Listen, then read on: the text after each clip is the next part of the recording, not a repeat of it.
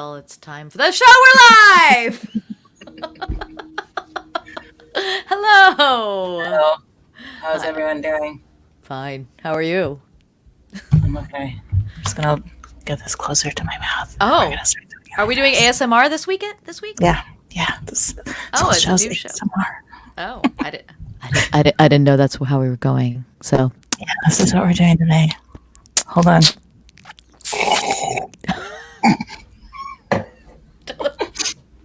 that was really good. That was a really good one. I was choked. I guess that's why it was so good. Welcome everyone to CNC in Conversation, and sometimes in the middle of something else. So Yep. there we are. Coming to you from my bedroom in a part of Los Angeles. Yeah. It's none of your business. It's not. But it is a part of Los Angeles that's about half a mile from my part of Los Angeles. So if you know where I live, I'll let you know where Claudia lives. You can walk to me. Yeah. I'll point you in the right direction. We're here in LA.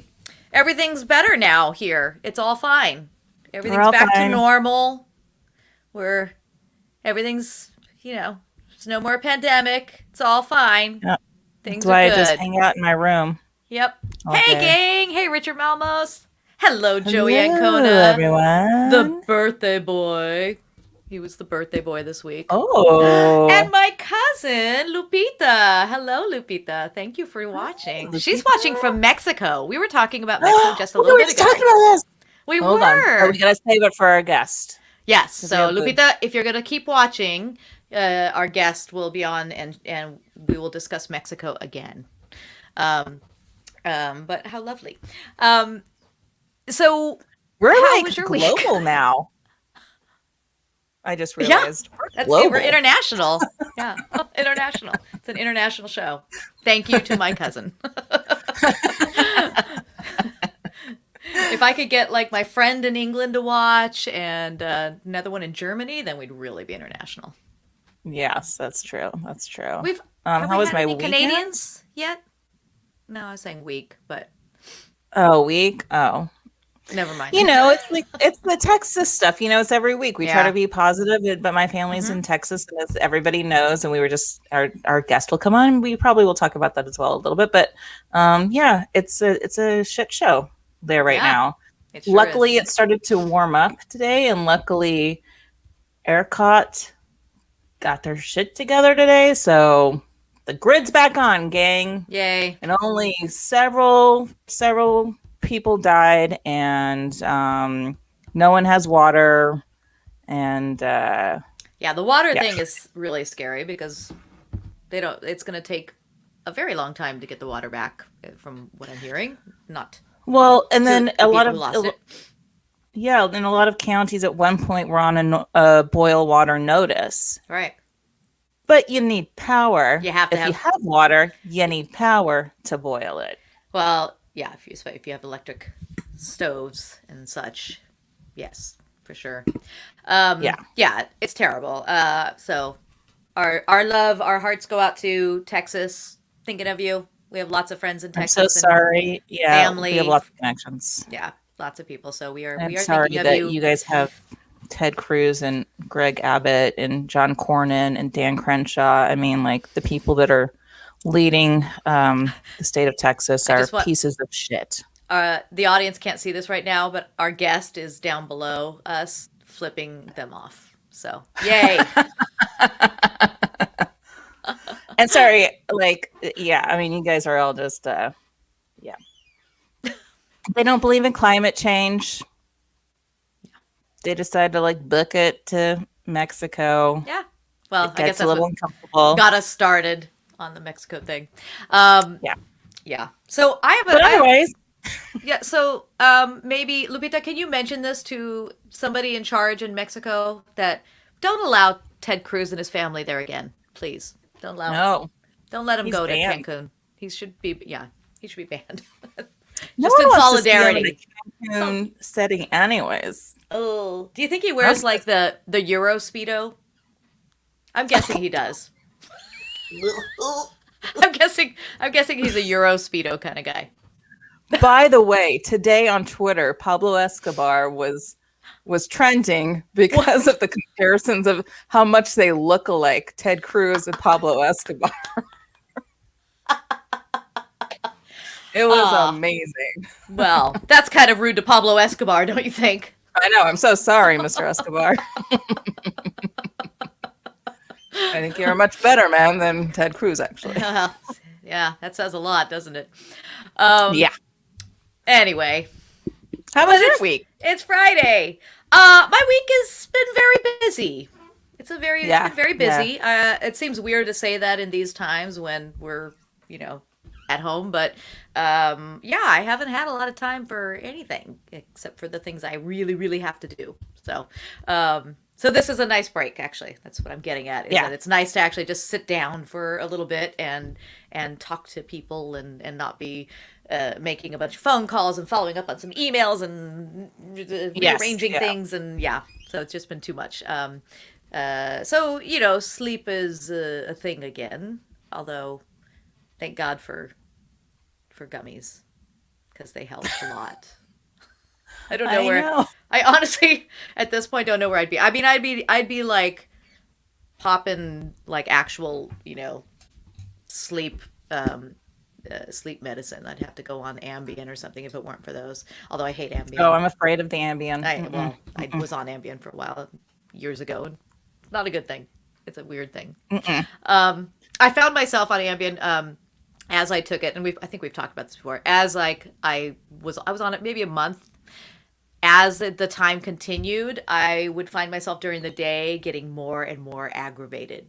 Just like I found like it just built up in my system, and I was like snapping at people, or in my head anyway. I think I tried to contain it, but I was just always like, and I realized it was from the Ambien. So I don't recommend Ambien. Well, if you were around me and you went, I'd be like, bizarre. You cool? You all right? Yeah. Are you transforming? Yes. Full moon. I was going to turn into a werewolf, but I didn't. I kicked the Ambien, but I got to say also, like, getting off Ambien is not easy. So that's my warning. No, it's not easy.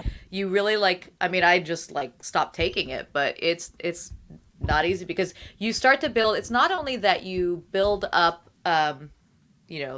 the I guess, I don't know, the addiction to it. It's the fear that you're not going to sleep if you don't take it. That's a real fear, though. That's a cycle that you start to go through, though, is that you start to feel like, oh, if I don't take it, I'm not gonna sleep, and I'm gonna be awake all night, and then you start spinning in the anxious. Does everybody go through this, or is that just me? That was me and like the Norcos and stuff, like when I was going through my back stuff, and that's why I had to have the surgery, because it was like, oh, I can't keep going. Oh my God, in 2 hours I'm going to be in I'm going to be in pain. So, and having that anxiety on top of everything else. So. Yeah. Okay. So I'm not alone. Okay. So, but maybe it's just us. We all take pills, man. We all do it. Hi, Pammy. Thank you for joining us. Hi, Pam. I think we keep mentioning our guests so many times. I think we should go ahead and bring her on tonight. Let's bring her in. Let's bring her in. We're so excited to have this guest. She has been part of many, many bands. You've seen her on our show as a solo artist or with her family, but also in the Roswell Sisters. So here is Kristi Callan. Hello. Hi, guys. Hi. Hi. How are you? So happy to see you. You too. We kept mentioning you. I just thought, let's just let her be part of this conversation the whole way. We're talking about Texas. We're talking about Mexico. Yeah. Let's just do it. You. You're from Dallas. Yes. Yes. I am from Dallas, and I have so many cousins, aunts, uncles, everybody still all over. And there was actually a town named after my family in West Texas many, many years ago. And now it's one of those places you drive by and it's just like nothing. Really? It used to be on the maps. They don't bother anymore, but yeah. But it's still there? There's a town named Callan? Well, it's just those empty buildings that you will drive by, sometimes that was once a town, and that was once, my ancestors. Wow. That's cool. Wow. You're famous. Proud. Well, not proud enough to keep it going, I guess. I'm there. No, but I love Maybe it. that's your destiny. Maybe it's your destiny to go back and you're going to make it something again. That town? Maybe. I probably. She's like, don't make me. Please don't make me. No, I love it, and I love it. And my dad has got land there. They put the pipeline right through it, dug it up. That was awful to watch. Awful to see them rip out all the trees and do that. But he still has that land, and that I could see going back there, but not probably where that town was. Was it called Callan, or is it? Yeah. Yeah, it was called Callan. Yeah, Richard Malmos was asking. Texas. Richard is also from Dallas. So yeah, all right. Yeah.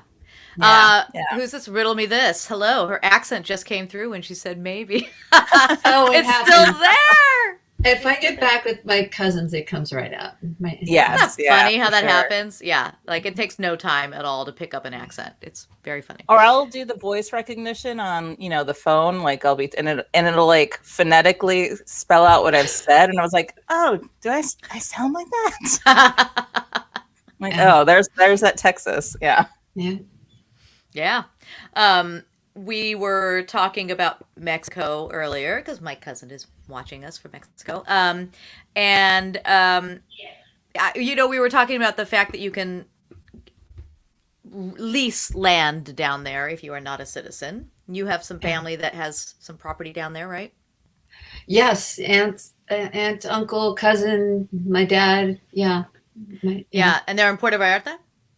Yes, and it's so lovely. It's just they've been down there. It's one of my favorites. Right? Yeah, they've been down there like 25 years. And wow. Yeah. I have not been there since I was 16 years old. Well, you need to come on back down. Yes. Do you guys know, do you remember Joe King Carrasco? Do you remember him? Uh-huh. Yeah. Yeah. Because he has maybe about 5 blocks from where my dad and his wife live. He's got a restaurant called Nacho Daddy's. Really? Yeah, and he has a dog rescue down there. He's awesome. And actually, a couple years ago, the Roswell Sisters played at the Redwood with Joe King Carrasco. He was in town playing, and I was like, really? Oh my God. Yeah, it was great. And he snuck his dog into the Redwood in the backstage because he goes nowhere without that dog. Yeah, he's cool. Yeah. Oh, that's cool. It's kind of a dream I have two dreams. One is to have a home in Hawaii, in Maui. Yes. Mm-hmm. Yes. I'm not from there, but I would love to also be able to have a place in Mexico somewhere. I was born there. I have lots of family there. I miss them terribly all the time. And, it feels like home when I go there, even though I was raised here. But it's just, there's something about it feels right, so that would be such a dream to be able to spend years all over. I have family in Tijuana. Guadalajara. It counts, but no, I have family in Mexico City, in Guadalajara, and all over. So, in Veracruz. I love it too. I mean, it feels so like home, but then I always think, well, of course it feels like home. It's just like California because we stole California. Yeah. Okay. Also part of Texas, and yes, So it's like all the places we lived. Right. All. Yeah. Right. Exactly. Right. They should all be the same place. Makes sense. Makes sense. Should be. We Dave and I, we were doing an Elvez gig. You know Elvez, and your husband actually played with us several times. He did a tour and then a couple of gigs, I think, right? Yeah. So that's how I first met you through your husband. Yeah, I heard about you forever before I met you because he's like, oh my God, Crissy, Pinky, they're so great. Yeah. But we once gig, and I don't think your husband was on this one. I don't think Dave was on this. We did a gig in San Antonio, and we decided to go into one of the, historical things, and they show this video of the the war, and there's General Santana. There's General Santana sitting there drinking tea as the war is going on around him, and the Texans are dying. They're like, I don't think that's how it happened. I'm not sure that's really the true story, but they literally show General Santana sitting there under a tree drinking his tea while that all happens. Yeah, around him. Nick Vincent, hello. Correct. No, it's not. And here's a funny side note on that. Side note is my sister actually is a descendant of General Santana. Really? Yeah, my older sister. Mm-hmm. My mom said we were always descendants of Cantinflas. Well, that's good too. Wow. I don't We know Buddy. if that's true. I think a lot of Mexicans. Got that. My cousin says we miss you and love you too, Crissy. Hope to see you here soon. I hope so. Please, please, someday. Anyway, we should talk more about you because that's what. Well, I was just going to say, I was in Mexico in June because my father was very sick, and it was so much nicer down there. And down there, they check your temperature before you walk in the store, and down there, actually, recently, my dad, when things were bad, maybe about a month ago, he tried to go to the store to get some groceries, and they wouldn't let him in because the governor had said nobody over 55 should leave their homes, should be out on the street. Things are really bad. And they actually enforced it. Wow. Hey, good for them. Really? I was very happy when I was down there in June. I was really scared to get on a plane at that time because but it was like, I needed to go. It was life or death. And I needed to go. It is. And of course. And I just was really impressed. It was like, I can't. And I always feel that way when I go down there. I always feel like, I really like the way things are done down here, just in general. It's just like a lot more common sense kind of stuff, Yeah, there is a lot of that. I mean, look, Mexico has its issues for sure. There's, of course. We all know that. But here's one thing doesn't have white supremacy, but anyway. Well, no. The one thing I did notice, we took a trip. Now it's been almost 2 years to Mexico City. Dave and Alina and I, and the one thing that struck me was there were not like the homeless encampments that we even see here in the valley. There, you don't have that. There are like areas that it is just all like horrible poverty, and yes, that is true. But when you do see somebody who is, impoverished on the street, they're selling something. It's not like encampments like we have here. So I don't know what it is that's different. I really I can't put my finger on why it's that way, but there it is. Yeah, we turned this show into a political talk show. How about that? Sorry, I don't know. No, it's not your fault. Go there. I just Claudia and I almost started. We always go there. Yeah, because I just finished the that Cecil Hotel docu-series on Netflix. They talk a lot about Skid Row and downtown LA and all that kind of stuff, and it's it is like such an incredible and horrible situation, and but it's it's a lot of variables. It's like a broken healthcare system. We don't put any research into mental health, and then instead of maybe getting some sort of rehab or whatever, we put them into prison, and then when they get out of prison, you're just like, they drop you off at Skid Row, and they're like, all right, see you later. Good luck. So at least you can join a cartel if you're in Mexico. That's what I'm saying. Yeah. At least there's that. Well, let's talk about your songs. Let's talk about music. So you have been. So when would you say you started your music career? You were very young. Wednesday Week was a long time ago. Popular band from a long time ago, but you were very young. You've been sort of part of the scene, and especially where did you guys first break? Was it here or was it? Yeah. So we moved out here from New York. Actually, we ended up in New York.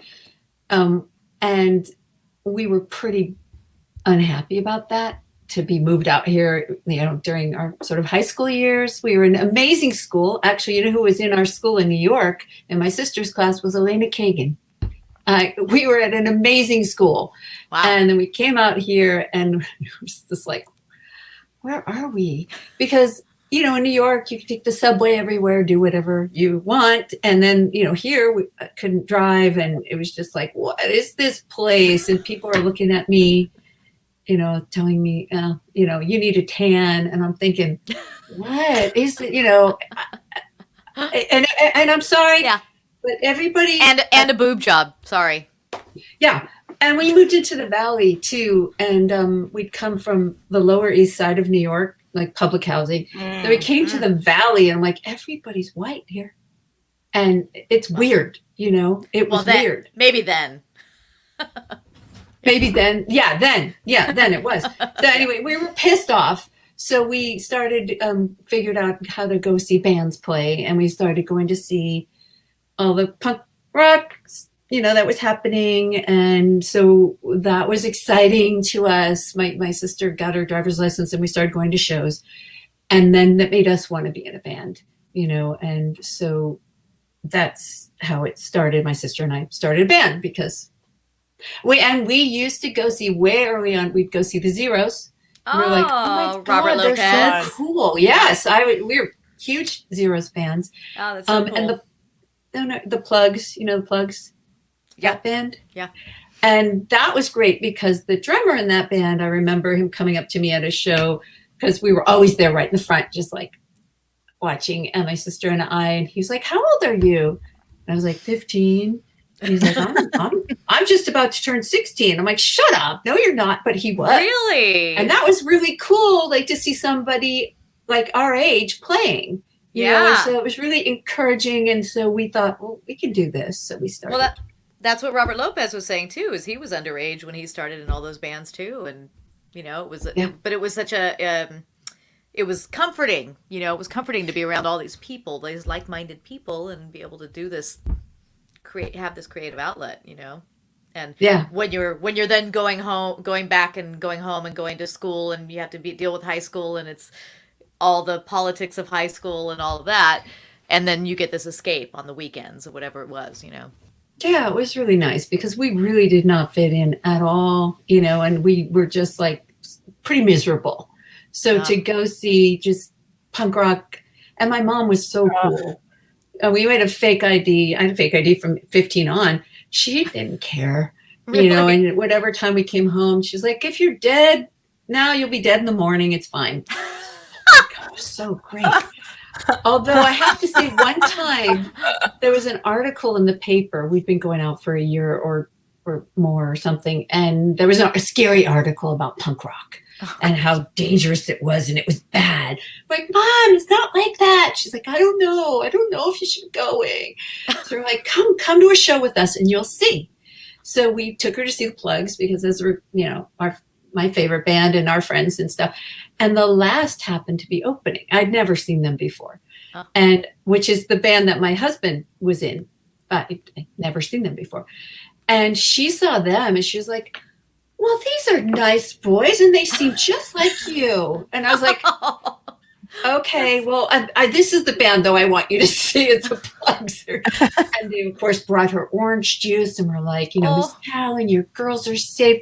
We watch out for them. And they did watch out for us. They always did. I mean, because, so those shows were in the worst neighborhoods. But, of course, coming from New York, it didn't seem bad at all. Everything seemed so tame in California. It was like, oh, this is a bad neighborhood? Please. Now I want to write a TV show about this. I know. I was just thinking that. I was like, why aren't we doing a documentary about totally our friends?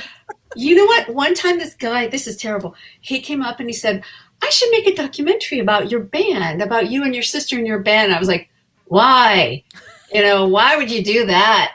We had a band and then we did record and we toured and we broke up. What's interesting about that? Everybody does that. And he was like, okay. And he walked away. Later, I was like, oh, maybe I should have said yes. Not a great publicist. No. Not a great publicist. No. Yeah. No. Yeah. Not your thing. No. Anyway, so that's how we started playing. Oh, all right. That's very cool. Yeah, I mean, I said to Robert too, I'm sort of envious of all of you who got to be part of that scene. Like that was very a little before my LA time, and it's just such a great scene when I see some of the documentaries that have happened about that time, and you just all these amazing people who came out of it, you and Robert Lopez and Alice Baggs and just so many great people. It's just it seems like a cool community. Like it was so great. Although, I did have my time seeing a band one time where, I didn't look cool. Well, I never have, but I look just like now, and which didn't quite fit in for punk rock, and I loved it, and then when we made music, it didn't come out like that either. We just were who we were. Yeah. And there was one time where some guy decided I wasn't cool and took my head and was like bashing it on the whiskey stage. And all of a sudden he stopped and I looked and Xena had pulled him off me. And I was like, oh, thank you. It wasn't always a great community, right? Sometimes they were that's a weird thing though. I've had somebody grab my hair and like do that too, and I was like, what do these dudes think that is? And I've heard it from other girls also. Like, I don't know what that is. Weird. And it was a celebrity. Oh wow. What does it rhyme with? I don't even think he might not have been a celebrity at the time, but I remember somebody knew who he was because Son of Sam had just come out, and he was in that movie. And he was also friends with Leo DiCaprio, and they were like, he's friends with Leo. Why did you yell at him? And I was like, because he yanked my hair. Yeah. Look, there are assholes in every scene. Yeah. There are. So, I wouldn't hold it against the whole thing. But yeah, I'm sure it's not all peaches and cream, but it's, still, like, what a great scene. And we don't really... my daughter doesn't have that kind of scene. She just doesn't. It's just different now, Yeah. Everything's online for them. I mean, especially right now. But I mean, also, it's TikTok stars, and it's it's just a very different. I know. Different thing. I talk to little kids all the time, and I don't ask this question because I hate this question, but I hear it asked. What do you want to be when you grow up? And they say, a YouTuber, a TikTok star. It's like Yeah. Really? Okay. That's what my nephew says. He wants to be a YouTuber. He wants to like play games on YouTube. It's like, more power to you if you can do that. It's great, but people watch it. Yeah. I don't get it, but I'm old. I'm also old. We are. Yeah. We are. Yeah. I mean, my family was like, what's this angry music? This punk rock? Why is it so angry? And, and so I think about that all the time. If I'm thinking something that the kids are doing is dumb, I'm like, you're showing you're old because, it's actually not dumb. It's what they're doing. And it's cool. Right. Yeah. It's funny because, I listen to the Ramones now, who I love. And at the time, it was like, whoa, I mean, punk rock, But you listen to it now, it's so poppy. It's pop. It is. And like, what were people afraid of? Like, because they look scary and were trashing things. I mean, like, it's... Yeah. I don't know what was so scary, except all I can say is I remember going to high school in the Valley and wearing... I would wear black nail polish and, like, all black, like, basically almost like this giant velvet dress that, was just this sack almost and, like, black nails. And people were horrified by that and be like, are you going to a funeral? What's wrong with you? And it was like, now, of course, it's a joke. Like, who would care? And people would spit at me and call me slut and whore. And I'm thinking, you can't see anything. How am I a slut or a whore? That's crazy. You're just different. You were just wearing something different. Yeah. I don't even know what's different anymore, though. No, I mean, look, I mean, we were talking earlier about like, the male female thing in business and in the studio world, all that. I remember being in college, and it was when like, the knee high or thigh high socks were in and all that. And I remember wearing thigh high socks at school one day in college, here in California, by the way. And like these frat dudes, like, calling me a slut and you hoe, what a hoe, like I'm like, I'm showing less than the chick in the short shorts. Like, what are you talking about? Yeah. It's crazy. People Always are afraid of what they don't understand. They don't get Can I ask you about a little thing that I just noticed on your IMDb? And I'm such a big fan of the show, and I can't remember this episode, but Fame or Fame. And I just I'm like, how did that come about? Right? I know. We were just musician extras. Very so cool. There was. But you're credited. Yeah. Well, yeah, that's true. That was cool. Yeah, extras don't usually get credited. Well, music extras, maybe. I don't know. Yeah. We just were, again, back then, right? Things being different. It's like, females who play music. Wow. Wow. So they needed somebody like the next day. And we all worked at the same place back then. My sister and Heidi, who was our bass player in Wednesday week. And we're all like, all right, we'll cut work. Yeah, sure. So we just showed up and pretended to play and lip synced, and it's a really cheesy episode. It was a really cheesy song, but we were super excited to do it. They kind of all are. There's a couple that are real deep, but I mean, it was Fame. It was Fame, the TV show. But I love that show. Yeah, who our friend Pinky Turzo was also in, by the way. Really? Well, and Marguerite Derricks was in it, and they were probably really in it. Kathleen Wilhoit was. Yeah. She had a whole suicide episode. Like, that was very traumatic. Oh, yeah. Yeah. That's cool. But I love that show. I mean, yeah. Yeah. Oh, yeah. Well, it was very exciting. And we got paid, and, we had they gave us the sheet music the night before to learn the song. And we're just like, okay. We're all ready, That's so cool. It was fun. I'm going to switch gears a little bit and talk about, can you please tell us your Exorcist story? I that up too. Yeah. How do you even remember that? Are you kidding? How do I remember it? Yeah, exactly. You told us a couple years ago about this, and we both Claudia and I were like, oh my God. Because this is one of our favorite movies, and so this story like blew our minds. There's nothing to it. I really, there's not much to it. There's something to it. It's okay. It's enough to it. There's enough to it. It's enough of something. Okay, yeah. It's really nothing. My mom's an actress, and when I was little, I would do some commercials in New York. Knives Out. We'll put that out there. Yes, she was in Knives Out. Yes, that was really cool. And so my brother did some commercials, and I did some, but then you get older, and it's just so great when they're like, because you're not. Anyway, yeah, they have that talk with you when you start getting older that you don't look right and you need to look right. And of course, my attitude when anybody tells me I don't look right is, because I look how I look. Right. And if you don't like it, that's your problem. So that didn't go well. But so I was kind of not interested in acting. But since my mom was all plugged in, obviously with everybody, they were looking for a kid to be in The Exorcist.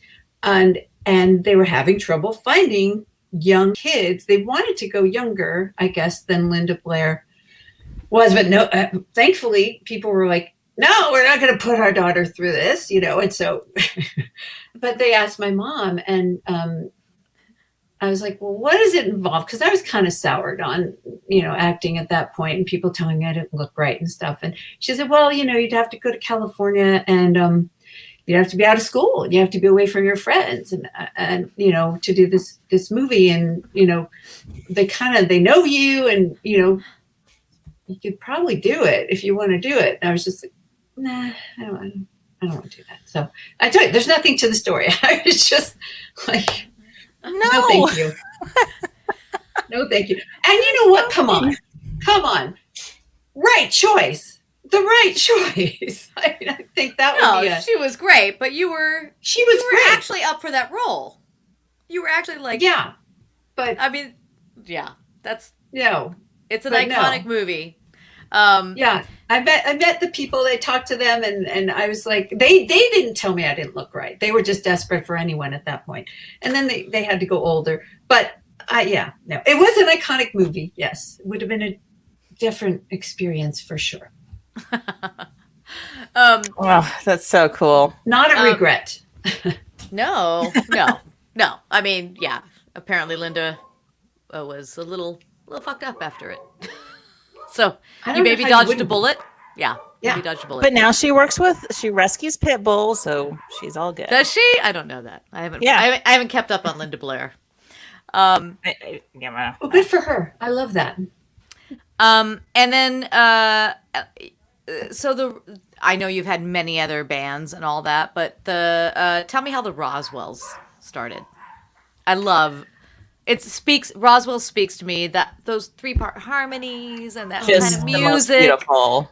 I love it so much. You guys get just like so many compliments. Like every time you do our shows, it's like, oh my God, who are these people? Like if they haven't seen you before, like, yeah. Oh, that's so nice to hear. Yeah, I miss it so much. I mean, I grew up in choir always, and so I love singing harmonies. That's my favorite thing to do. And so David, my husband, who from Elvez, he had played with Christian. Mm-hmm. And so I knew Christian through him. And then Christian and I were doing things together, just sort of one-off things. Oh my gosh, we did a and you sang on his album, right? Yeah. You sang on his Fop.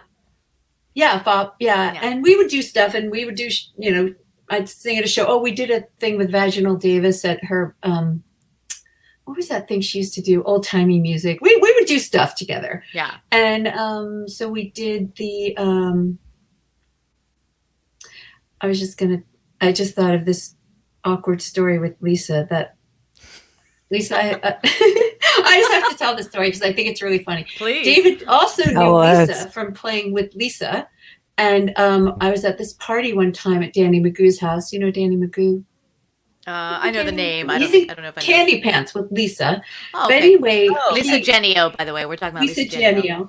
Yeah. And I was talking to him, and he said, "Oh, you know what? You and Lisa, like, I'm doing this musical project with Lisa, and you would be great in it. Like, you'd be great if you joined this. I don't know if the band, this project. It'd be great." And I was like, "Okay, I'll try anything. I know who she is because David's played with her." And so he's like, all excited. And he runs over and I see him talking to Lisa. And Lisa's like, and I was like, and he comes back to me. I'm sorry, Lisa, don't be embarrassed, but it happened. And he comes back to me and he's like, "Oh, well, she doesn't think it's a good idea." And I was like, "That's fine." But it was the funniest thing. I saw her face. It was the funniest thing. And I wasn't like upset or anything because I just thought, I mean, I don't really know what they were talking about, and I probably wasn't the right person for it, but it was so funny. So then years later, fast forward, Christian's decided that, we should do a project and together, because we were doing projects, and he's like, "Let's get a harmony project together." And here's Lisa. I'm like, I finally get to work with Lisa in the right way, in the right place. I think by then I had probably sung on a Candy Pants record with her anyway, but it was just so funny. Christian just decided that I don't think Justin had been in a band before. Mm. And so he wanted to get his boyfriend involved with stuff that he did because it was always separate before. And I love Christian. I've always loved Christian. Oh, yeah. Anytime he asked me to do anything, like, yes, I love you. I'm always yes. So, yep. Yeah. I think I respond to those emails maybe a little too quickly. I'm always like, I know. I'm in. That's how I feel. That's how I feel. Always. I should be like, let me check. I'll do it. I'll do it. Yeah. Yeah. So anyway, so we started, and it took a while to sort of get it figured out, where we were going to go. with it. But it's just been a joy from day one, and I miss them so much. And at the rehearsals at their house, I would always be laughing so hard I'd be crying. I mean, it was so much fun just to be with them, you know, and then the singing brought it, you know, I miss it. Yeah, and you guys just complement each other so well, and you just mix so well, like the three of you, but are very unique individually as well. Your voices are all so distinct, but they blend so beautifully. Yeah. And then we should mention also it's Christian Hoffman on keyboards and Pierre Smith on guitar, Willie Bongiovanni on bass, upright bass. And it's such a great thing. So it's just such a great act. And Pierre, I've known since I was like a teenager as well, because he was in the New Marines, and we were part of the same rock and roll bowling group that would bowl like every Tuesday night. And I want to do this. Yeah, it was really fun. And so I knew him forever. And when they brought Pierre in, which was kind of later, we were doing stuff for a while before they brought him. I was so excited because I hadn't seen Pierre in forever. And Pierre, when I was like 18, 19, I'd be, you know, we were friends, and I'd be like, what do I do about this? You know, he was like the older, smart guy. And I was like, I'm planning a tour, and I can't figure out, gas costs so much money, and how do I? He was like, your math is wrong. That's why you can do this. And I was like, That's so Pierre. That's so Pierre. But he was right. But also, you called him this older, smart guy. We called him a grumpy old man in Elvez. Well, he was so sweet to me. You know what? So many people were really nice to me when I was just really young, and just Pierre's awesome. Nice. He knows I love him. He's awesome. But that is one of my favorite things, though, in rehearsals is when everyone gets cranky. I don't know why, but I just like, oh, here we go. And I love it. We have experienced that in the CNC rehearsals. It's so awesome because usually everybody gets really cranky. Well, not everybody. There's a few people, 2 or 3 people that get really cranky, but then are always the first ones to say, this was so much fun. I love doing this, and it's lovely. So it's just part of the process. It's just part of it. Yeah. Well, I would love to show a video you can set up if you'd like, because you had a lot to say about it when we were checking it. We'll say we love it. We love it. Well, I'm glad, and I do too. I during the pandemic. No, I do. Because during the pandemic, I've been really fortunate to get to play with my family. You know, we're here, and you know, I loved the Partridge Family growing up. That was my dream, and so now we're playing together. So my old band, Wednesday week, was with my sister and with my husband, and with Heidi, who's best friend. And so we got to reunite for the Wild Honey concert just before the lockdown last year. And we needed keyboards, and so our kids play keyboards. So that's why I like this, because it's a full-on family band. And also my current drummer, Nick Vincent from Dimebox, is in there as well. So all right. Well, here we go. And this was a tribute to Love and Spoonful. Right? Did you say that? There's something special about 6 o'clock in the morning when it's still too early to knock. And the dusty light shines down on the block, reflects up and down on the heads of the clock. It's 6 o'clock, 6 o'clock.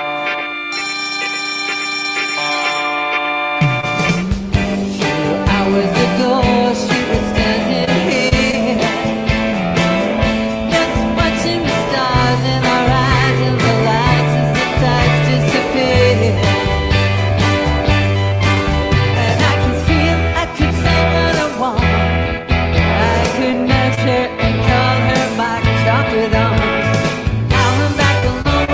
Shadow in front. 6 o'clock, 6 o'clock.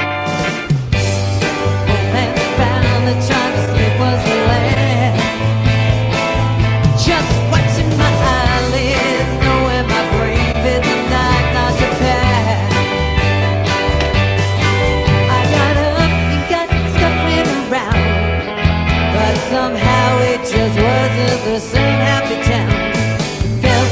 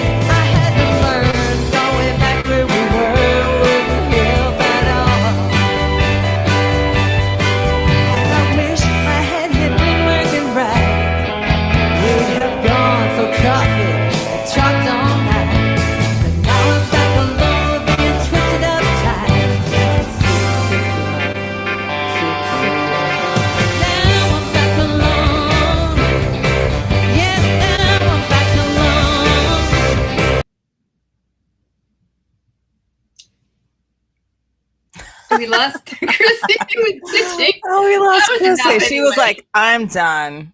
She's like, I can't do this anymore. Enough of that song. But you know what I anyway, have it to was good. say though? I'm watching that and just like I miss live shows so much at this point.